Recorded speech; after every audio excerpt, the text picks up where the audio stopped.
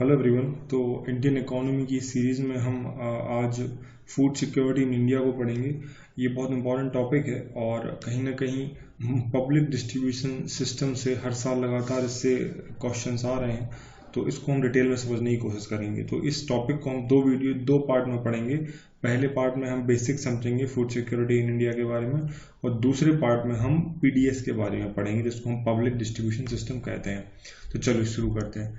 तो सबसे पहले देखो, हमको ये समझना है कि जो फूड सिक्योरिटी है, जिसको हम हिंदी में कहते हैं खाद्य सुरक्षा, ये खाद्य सुरक्षा का मतलब क्या है। ठीक है, तो जो यूनाइटेड नेशन की कमेटी है ऑन वर्ल्ड फूड सिक्योरिटी, उसने एक परिभाषा दी हुई है कि all the people at all the time have physical, social and economic access to sufficient, safe and nutritious food. ठीक है ना। तो यहाँ पर उन्होंने खाने के बारे में बस नहीं कहा है कि भरपेट खाना मिल रहा है, उसने किसमें कहा है सफिशिएंट, जितना आवश्यक है, सुरक्षित और पोषक युक्त खाने के बारे में कहा है। ठीक है ना। That meet their food preference and dietary need for an active and healthy life.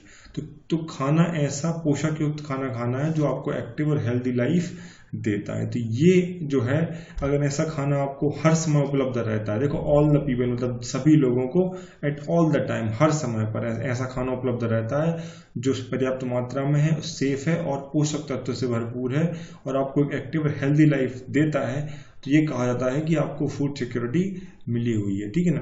तो भारत में फूड सिक्योरिटी जो है बहुत बड़ी पॉपुलेशन के पास नहीं है, इसलिए गवर्नमेंट पीडीएस के द्वारा ऐसा खाना उपलब्ध कराती है। पीडीएस को हम कहते हैं पब्लिक डिस्ट्रीब्यूशन सिस्टम या सार्वजनिक वितरण प्रणाली। तो इस प्रणाली में क्या होता है कि रियायती कीमतों पर, मतलब सस्ती दरों पर आवश्यक उपभोग की वस्तुएं प्रदान की जाती हैं। ठीक है ना। क्यों उपलब्ध कराई जाती है। मान लो कि देश में ऐसी स्थिति है कि महंगाई बहुत ज़्यादा है, तो देश की बहुत बड़ी पॉपुलेशन उसको नहीं खरीद सकती या फिर उनको पर्याप्त खाना नहीं मिल पाएगा, तो सरकार वहां पर आके सस्ते में वो भोजन उपलब्ध कराती है। ठीक है ना। उससे क्या होगा, उससे नागरिकों की जो न्यूनतम पोषण की आवश्यकता है, जो मिनिमम न्यूट्रिशन वैल्यू उनकी रिक्वायर्ड डेली लाइफ में, वो उनको आसानी से मिलती रहेगी। तो जो वर्तमान में जो पीडीएस सिस्टम चल रहा है देश में, उसमें मुख्य रूप से 3 या 4 चीजें दी जाती हैं। सबसे मेन जो होता है, गेहूं, चावल और चीनी दी जाती है, और कभी कभी मिट्टी का तेल भी दिया जाता है। ठीक है ना। अब मिट्टी का तेल बहुत ज्यादा नहीं प्रमोट किया जाता है, क्योंकि कहीं ना कहीं सरकार ने एलपीजी वगैरह को प्रमोट करना शुरू कर दिया है, इसलिए अब इसका उपयोग नहीं होता। गेहूं और चावल मिलता है। तो चावल है वो 3 रुपए पर केजी दिया जाता है। ठीक है ना, 3 रुपए पर केजी। और जो गेहूं होता है वो 2 रुपीज पर केजी पर आपके जो नियरेस्ट जो एफपीएस होती है, मतलब फेयर प्राइस शॉप, जो उचित मूल्य की दुकान होती है, वहां पर पीडीएस के द्वारा आपको खाना मिलता है। तो फूड सिक्योरिटी के 3 मेन एलिमेंट होते हैं। 3 मेन एलिमेंट में सबसे पहले आता है कि food availability, food access, food utilisation.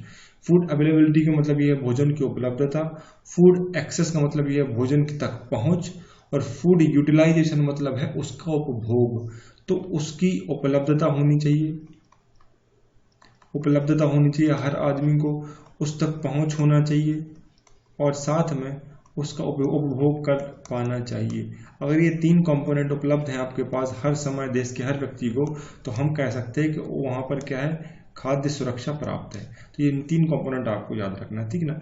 तो जो फूड मैनेजमेंट सिस्टम चल रहा है देश में, फूड प्राइस पॉलिसी वगैरह देश जो गवर्नमेंट के द्वारा चलाई जा रही है, उसके द्वारा फूड सिक्योरिटी देश में लाई जा रही है। तो इसके मेजर 3 इंस्ट्रूमेंट होते हैं, मतलब किस माध्यम से सरकार जो है देश के नागरिकों को फूड सिक्योरिटी दे रही है।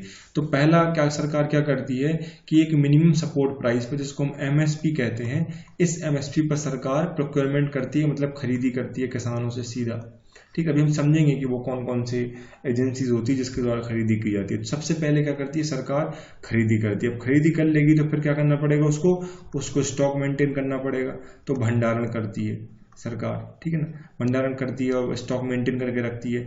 उसके बाद ये स्टॉक को जहां पर जरूरत है वहां पर बांटा जाता है, और बांटा किस द्वारा जाता है, पीडीएस के द्वारा बांटा जाता है, मतलब पब्लिक डिस्ट्रीब्यूशन सिस्टम, सार्वजनिक वितरण प्रणाली के द्वारा ये भोजन को जो है देश की समस्त जनसंख्या तक उपलब्ध करवाया जाता है। तो ये 3 कंपोनेंट होते हैं। सबसे पहले खरीदी होगी, उसके बाद भंडारण होगा, और उसके बाद पीडीएस के द्वारा उसको एफपीएस मतलब फेयर प्राइस शॉप से, उचित मूल्य की दुकानों से उसको आम जनता तक, गरीब लोगों तक पहुंचाया जाता है। तो ये 3 कंपोनेंट होते हैं। ठीक है ना।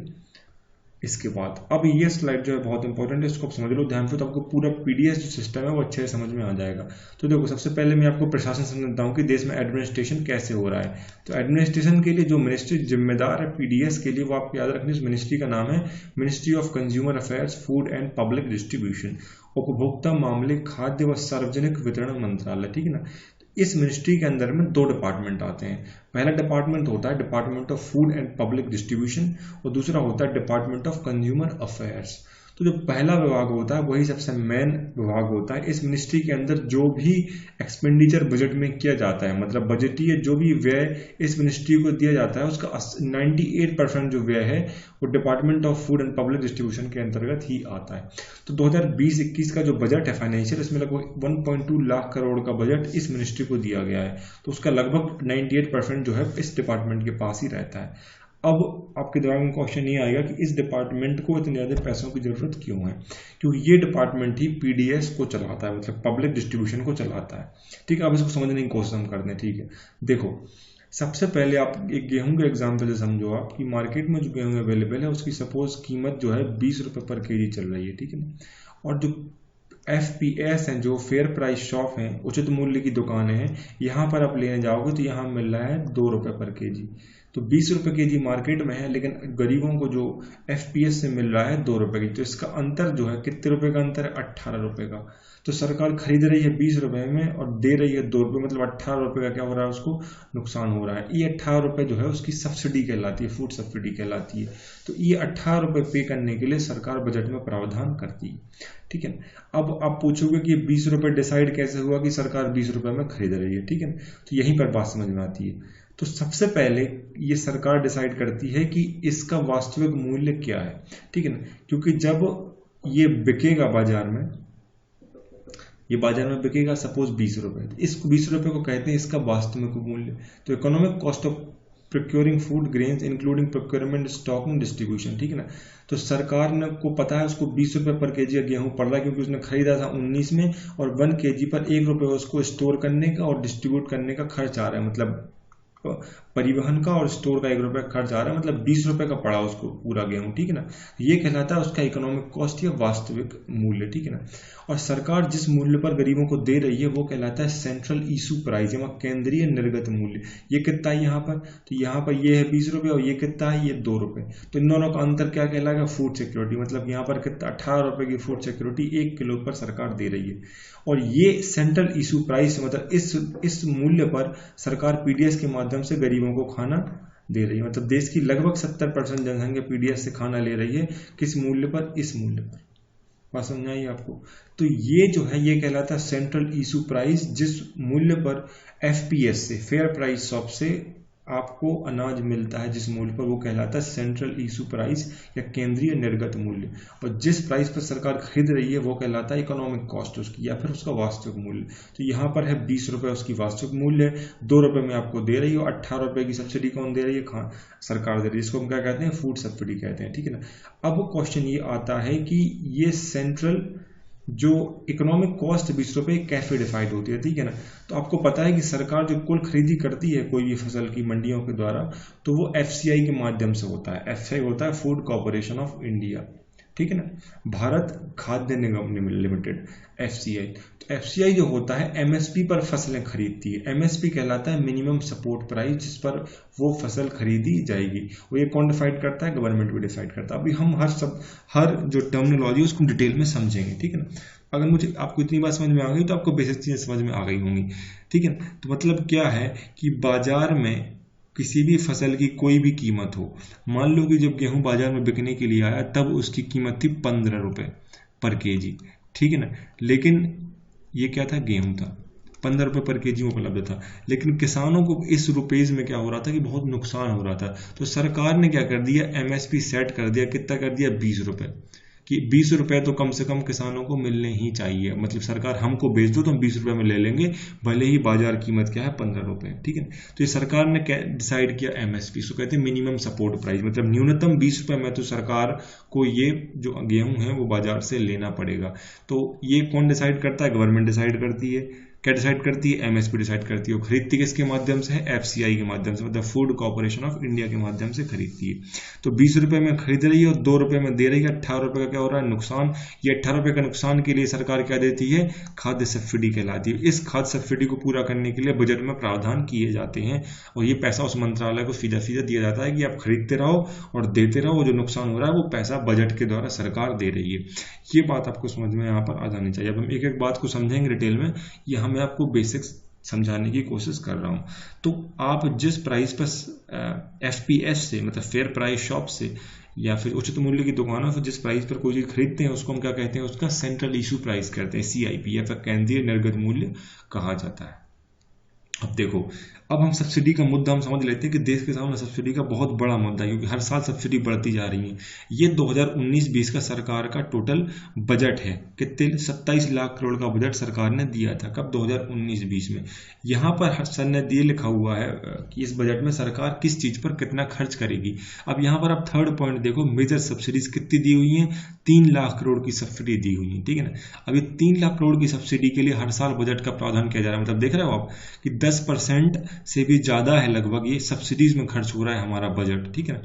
अब सब्सिडी 3 लाख में कहाँ जा रही है, तो वो समझो आप। तो देखो यहाँ हम 19-20 का समझने की कोशिश कर रहे हैं, ठीक है। तो 184 लाख करोड़ जो है ये क्या जा रहा है? टोटल फूड सब्सिडी में जा रहा है।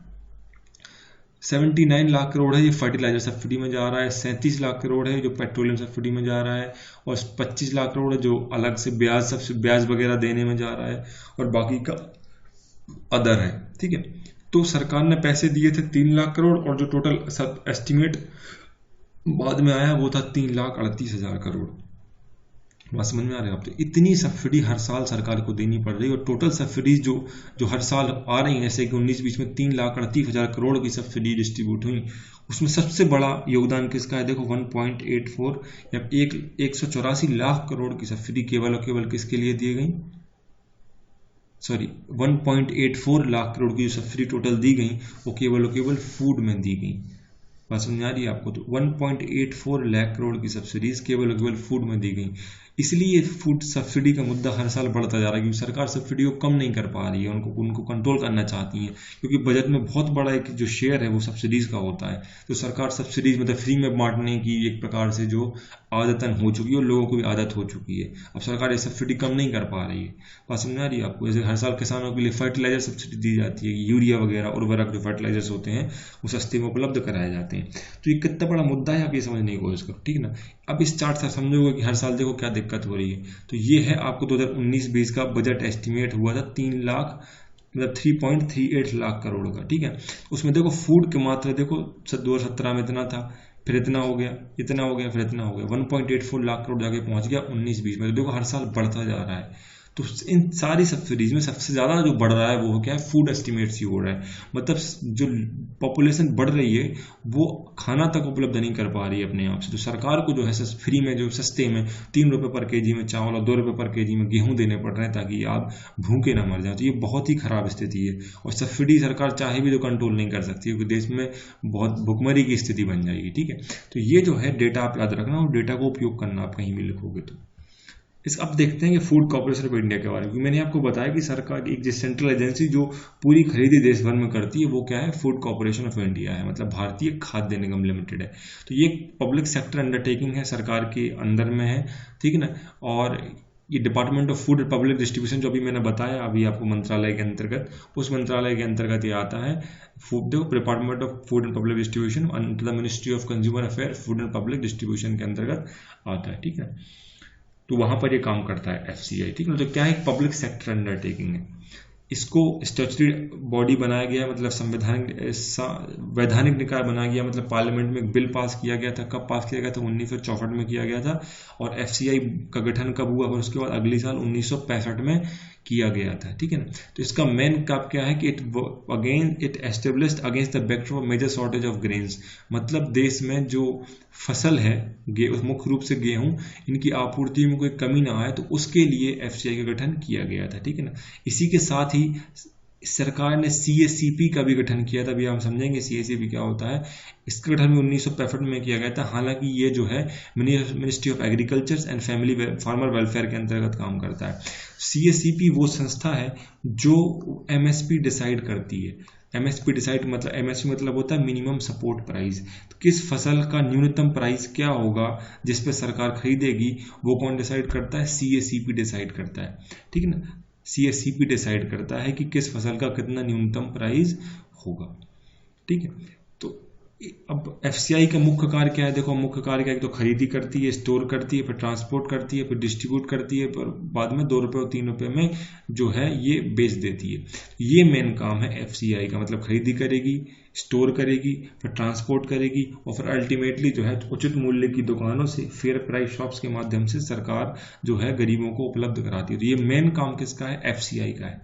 ठीक है ना, इसको हिंदी में यही बात की गई है कि देखो, अनाजों की खरीद, भंडारण और परिचालन हेतु FCI क्या है? एक नोडल एजेंसी है।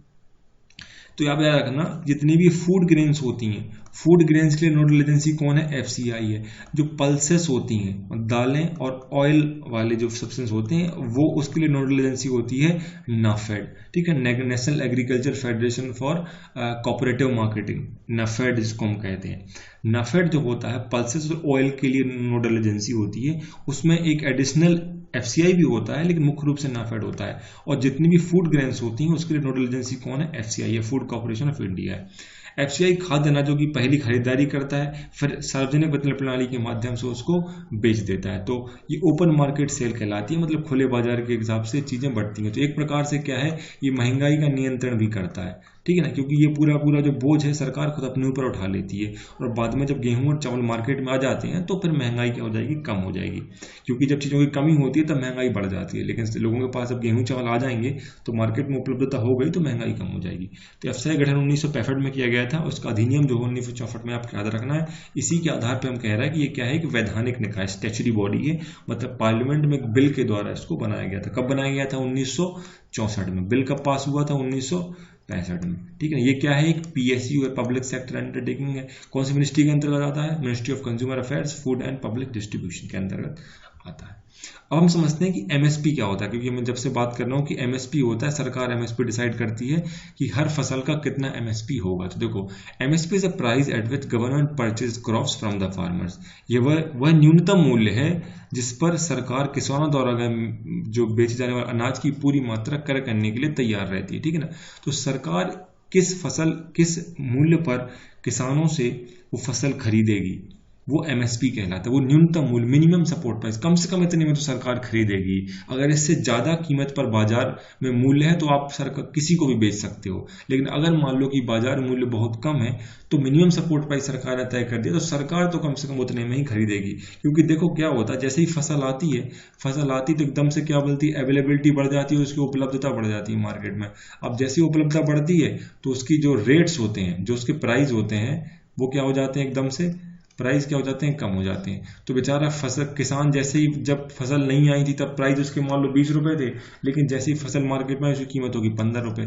अभी ये 15 रुपए में नहीं बेचना चाहता है, क्योंकि उसकी लागत ही, उसकी इनपुट कॉस्ट ही बहुत ज्यादा है। अगर 15 रुपए में बेचेगा तो उसकी इनपुट कॉस्ट ही नहीं निकलेगी। तो इनपुट कॉस्ट जब निकल नहीं रही 15 रुपए में, तो वो नहीं बेचना चाहता है। तो ये जो मार्केट है, ये कैसा अनस्टेबल मार्केट है। तो यहाँ एग्रीकल्चर सेक्टर को सपोर्ट करना है आपको, तो मार्केट को स्टेबलाइज करना पड़ेगा। तो सरकार को आगे आना पड़ता है। सरकार ये कहती है कि अगर बाजार में ऐसा हो जाता है कि फसल जब आती है, जब रेट अचानक से घट जाता है, तो ऐसा करते हैं कि सरकार आगे आ जाएगी और MSP डिसाइड कर देगी 20 रुपए। तो अगर मार्केट में 15 रुपए प्राइस है तो कोई दिक्कत नहीं रहेगी, तो सरकार आपसे खरीद लेगी 20 रुपए में, भले ही प्राइस कुछ भी हो। तो एक प्रकार से ये क्या है, किसानों के लिए एक जो है मॉनेटरी बेनिफिट प्रोवाइड करने की एक स्कीम है। ठीक ना, तो ये आप सरकार को भेज दो, सरकार आपके अकाउंट में सीधे पैसे डाल देगी। ठीक ना, तो गवर्नमेंट क्या करती है, लगभग हर साल लगभग 2 बार, मतलब खरीफ की फसल और रबी की फसल के बुआई के पहले, मतलब बोने के पहले जो है MSP डिसाइड कर देती है। और ये लगभग 23 से लेकर 25 कमोडिटीज होती हैं जो उनके बीच में रहती है। कभी कभी 24 दिया है यहाँ पर। ठीक है, तो ये 23 से 25 के बीच में कमोडिटी होती हैं। दालें होती हैं, ऑयली सीड्स होते हैं, और सारी फूड ग्रेन्स होते हैं, जो बड़े खाद्यान्न होते हैं उन सबके लिए डिसाइड कर देती है। तो देखो इसका चीफ ऑब्जेक्टिव क्या है इस फसल का, देखो पहला तो यह है कि support farmers from distress sales, मतलब इस प्रकार की स्थिति में जहां विकट स्थिति है तो मजबूरी में ना बेचना पड़े उसके लिए सपोर्ट देना। और दूसरा, फसल को खरीद लेना सरकार को खुद के लिए, और खरीद लेगी तो फिर पीडीएस के माध्यम से गरीबों के लिए डिस्ट्रीब्यूट करेगी, ठीक ना, उचित मूल्य की दुकानों के द्वारा, ठीक है ना। तो बाजार में देखो कृषि उत्पादों का मूल्य गिर रहा है तो सरकार किसानों से समर्थन मूल्य पर खरीद लेती है और कृषि उत्पादों को क्रय करके उनसे हितों की रक्षा करती है। तो एक पहला क्या होगा कि किसानों को सही कीमत मिल जाएगी, ठीक है। और क्या है, तो उससे क्या होता है, देखो ये जो होती है सरकार फसल बोने के पहले ही बोल देती है, ठीक है ना। तो किसान क्या और उत्साहित हो जाते हैं और ज़्यादा से ज़्यादा वो फसल उगाने की कोशिश करते हैं जिसका एमएसपी अच्छा होता है, ठीक है ना। तो पहला फास्ट ये होगा कि सही कीमत मिल जाती है किसानों को, सही कीमत मिल गई। और दूसरा, सरकार को क्या मिल गया, सरकार को मिल गया अनाज के भंडारण मिल गया। तो क्या करेगा अनाज के भंडारण से बाद में पीडीएस के द्वारा उसको जो बांटना है, जो गरीबों के लिए, जो बीपीएल के लिए उसने प्रावधान किए हुए हैं, बीपीएल के लिए अंत्योदय योजना के माध्यम से गरीबों के लिए, उसके लिए बांटने के लिए अनाज मिल जाएगा, ठीक है। ठीक है, तो इसकी हिस्ट्री क्या है मिनिमम सपोर्ट प्राइस की। देखो सबसे पहले एक एल के झा कमेटी बनी थी 1963 में, इसने ये कहा था, क्योंकि उस समय क्या हुआ था, देखो ग्रीन रिवॉल्यूशन हुआ था, हरित क्रांति हुई थी। तो ग्रीन रिवॉल्यूशन में अचानक से देखो क्या हुआ कि फसलें बहुत अच्छी होने लगी, जब अच्छी फसलें जब होने लगी ग्रीन रिवॉल्यूशन के बाद, तो अच्छी फसलें होने लगी तो ऐसा होने लगा कि प्रोडक्शन बढ़ा तो कीमतें घटने लगी। तो फिर एल के झा कमेटी ने रिकमेंडेशन दिया कि सरकार को आगे आना चाहिए और बाजार को स्टेबलाइज करने की कोशिश करना चाहिए ताकि किसान जो है वो हतोत्साहित ना हो कि ऐसा हुआ कि जब बाजार में फसल आई तो एकदम से कीमतें घट गई, तो ऐसा नहीं होना चाहिए। तो एल के झा कमेटी ने सबसे पहले बोला था। तो उसके बाद जो है एग्रीकल्चर प्राइस कमीशन का एस्टेब्लिशमेंट किया गया था, ठीक है ना, इस कमेटी के रिकमेंडेशन के बाद। उसी को बाद में रीनेम कर दिया उसको, जिसको आज हम CACP कहते हैं। ये रीनेम जो है 1985 में किया गया। CACP का फुल फॉर्म क्या होता है, commission for agriculture cost and price, जो कब बनाया गया था, 1965 में बनाया गया था। कब, जब FCI का गठन हुआ था 1965 में, उसी के साथ में CACP बना था, ठीक है ना। ठीक है, तो CACP बना 1965 में। जो है उसमें उसका नाम क्या था, उसका नाम था एग्रीकल्चर प्राइस कमीशन। उसको बाद में CACP बनाया गया 1985 में। हिंदी में कहते हैं कृषि लागत एवं मूल्य आयोग। तो ये कमीशन क्या करता है, ये वो MSP डिसाइड करता है अल्टीमेटली, ठीक है। वो कैसे करता है वो हम समझेंगे आगे, ठीक है ना। तो सब देखो क्राइटेरिया क्या होता है कि ये CACP रिकमेंड करता है कि इस फसल का इतना क्राइटेरिया होना चाहिए। किसको, CCEA को। CCEA होता है cabinet committee on the economic affair, इसको हम कहते हैं cabinet committee on economic affairs, ये होता है CCEA। तो CACP जो होता है रिसर्च करेगा बहुत सारे क्राइटेरिया के बेसिस पे, उस साल कितना उत्पादन हुआ है, उस समय बाजार की स्थिति क्या है, इंटरनेशनल मार्केट में अवेलेबिलिटी क्या है, डिमांड एंड सप्लाई देखेगा और फिर डिसाइड कर देगा कि ये जो अमाउंट है इस अमाउंट पे इसको बेचना चाहिए। और वो अपने रिकमेंडेशन किसको भेजेगा, CCEA को। CCEA क्या होता है, cabinet committee on the economic affair. CCEA जो बाद में उसको एक्सेप्ट करेगा और नोटिफाई कर देगा MSP, ठीक है ना। तो वो MSP डिसाइड कर देगा तो वो फाइनल हो जाएगा। तो एक प्रकार से ऐसा कहा जाता है कि CACP डिसाइड करता है कि किस फसल का MSP क्या होगा। तो CACP अपनी रिसर्च करके रिकमेंडेशन देगा CCEA को, cabinet committee on the economic affairs को। Cabinet committee on the economic affairs को स्टडी करेगी और बाद में अगर उसको अप्रूवल देना होगा तो अप्रूव कर देगी और नोटिफाई कर देगी कि ये MSP जो है फसल की बुआई के पहले फाइनल हो चुका है। तो अब आपके दिमाग में क्वेश्चन ये आएगा कि कैलकुलेशन ऑफ MSP CACP ने कैसे किया होगा, मतलब कृषि लागत और मूल्य आयोग जो है commission on the agriculture cost and price है जो CACP, उसने कैलकुलेशन ऑफ MSP कैसे किया होगा। तो ठीक है, तो CACP क्या करता है, 3 टाइप के प्रोडक्शन को ध्यान देता है। पहला कहलाता है A2। ये टर्मिनोलॉजी याद रखने क्योंकि ये टर्म्स ही देखने को मिलते हैं, इनको यही बोला जाता है। तो A2 जो होता है, सबसे पहले मान लो कि देखो कि गेहूं का MSP सरकार ने 20 रुपए पर kg डिसाइड किया हुआ है। मतलब किसने किया हुआ है, अल्टीमेटली CACP ने किया हुआ है। CACP ने बोल दिया कि गेहूं का, तो उसने 20 रुपए कैसे किया होगा। सबसे पहले CACP ने यह देखा होगा कि एक्चुअल किसानों का एक्सपेंस कितना आ रहा है, मतलब गेहूं को उगाने का खर्च आ कितना रहा है उनको, उसको कहते हैं इनपुट एक्सपेंसेस। इसमें क्या क्या होता है, देखो सीड्स खरीदे होंगे उसने, उर्वरक खरीदा होगा उसने, श्रमिक लेबरर्स हायर किए होंगे, उसका किराए का लैंड भी हो सकता है, उसने मशीन भी हायर कर दी होंगी। तो इन सब को जोड़ के मान लो उसकी कीमत आ रही होगी कितनी, लगभग मान लो 18 रुपए आ रही होगी। तो CACP ने रिकमेंड किया होगा कि इसको 2 रुपए का और प्रॉफिट होना चाहिए इसके बावजूद। तो कितना होना चाहिए, कम से कम मूल्य कितना होना चाहिए, 20 रुपए तो होना चाहिए, क्योंकि सीएसईपी 18 भी डिसाइड कर सकती थी, लेकिन यदि 18 ही उसका इनपुट एक्सपेंसेस है और 18 में खरीद रहे हो तो किसान तो है डूब जाएगा, वो नेगेटिव चला जाएगा, उसके पास कुछ तो खुद के पास कुछ नहीं बचेगा उसके पास जब फसल के बेचने के बाद, क्योंकि 18 रुपए खर्च हुआ, 18 में बिक गया। तो ये जो सीएसईपी ये स्टडी करती है, तो सबसे पहले A2 होता है, ठीक है ना। A2 में अगर उसकी फैमिली पूरी काम कर रही है तो A2 में FL भी जुड़ी रहता है, FL होता है फैमिली लेबर्स। तो A2 तो हो गया सारा उसका इनपुट एक्सपेंसेस जो उसको पैसे लग रहे हैं, फिर उसकी पूरी फैमिली भी काम कर रही है, ठीक है ना। तो फैमिली का भी कुछ खर्च होगा। सपोज कि जो फैमिली लेबर है उसकी मूल्य 18 रुपये गेहूं का खर्च हो गया और 1 रुपये जो है उसकी फैमिली लेबर का 1 किलो गेहूं पर खर्च आता है, ठीक है ना। तो उसकी कीमत कितनी हो गई, 19 रुपये हो गई, ठीक है। फिर तीसरी चीज जो एमएसपी ध्यान देता है सीएसईपी, वो होता है C2 ये होता है, देखो it is a comprehensive cost बोलते हैं इसको। इसके मतलब ये आता है कि अगर रेंट वगैरह पे लिया हुआ है क्या उसने जमीन, या फिर उसने कोई लोन तो नहीं लिया जिसपे वो ब्याज दे रहा है, ठीक है। तो अभी देखो, अब ध्यान आप दे दो, अभी जो वर्तमान में एमएसपी जो दिया जाता है वो मुख्य रूप से A2 प्लस FL को ध्यान में देते हैं और इससे ज्यादा रखा जाता है बस।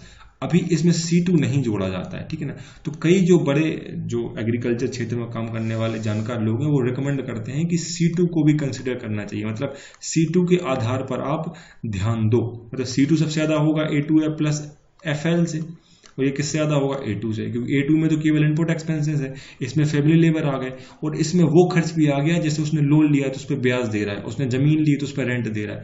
तो ये सबसे अच्छा तरीका होना चाहिए एमएसपी डिसाइड करने का, क्योंकि इस पे देखोगे तो मान लो 18 रुपये आ रहा है, इस पे देखोगे तो 19 रुपये आ रहा है, इस पे देखोगे तो 20 रुपये आ रहा है। तो आप देखो कि लगातार एमएसपी बढ़ जा रहा है।